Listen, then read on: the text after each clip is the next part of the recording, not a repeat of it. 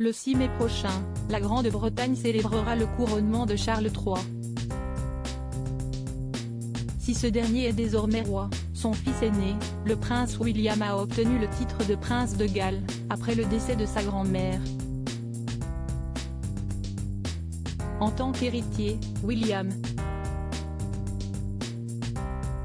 avec Catherine à ses côtés, notre nouveau prince et notre nouvelle princesse de Galles, continueront à inspirer et diriger nos débats nationaux, avait annoncé le roi au lendemain de la mort d'Élisabeth II. Et il semblerait que l'époux de Kate Middleton prenne ces nouvelles fonctions très à cœur. Il nous a dit qu'il apprenait le gallois et nous a lancé quelques phrases en gallois qu'il essayait de perfectionner, expliquait le révérend Stephen Bunting à nos confrères de People en septembre 2022. Si Charles III doit certainement être très fier de son aîné, l'époux de Camilla Parker Bowles préférerait que son fils n'organise pas de cérémonie concernant son nouveau statut de prince de Galles. Pourtant, lui-même avait eu droit à une intronisation en 1969.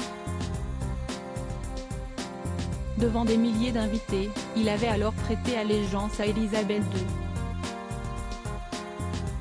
Moi, Charles, prince de Galles, je me proclame votre homme lige d'âme et de corps et je m'engage, sur ma foi et mon honneur, à vous servir jusqu'à la mort, avait-il déclaré. Cela avait été un traumatisme pour lui en 1969 pour Charles III, cette cérémonie avait été un moment difficile. Charles III ne veut pas. Cela avait été un traumatisme pour lui en 1969. Il ne veut pas imposer cela à son fils, a expliqué Mark Roche, auteur du livre Les Borgia à Buckingham. Il faut dire que les Gallois ont toujours eu un sentiment nationaliste profond. Lors de l'investiture du prince Charles, de nombreuses critiques et remarques avaient été scandées, comme Charlie rentre chez toi, évoque le site de la BBC Historia Extra. En espérant que son couronnement en tant que roi d'Angleterre se passe dans de meilleures conditions.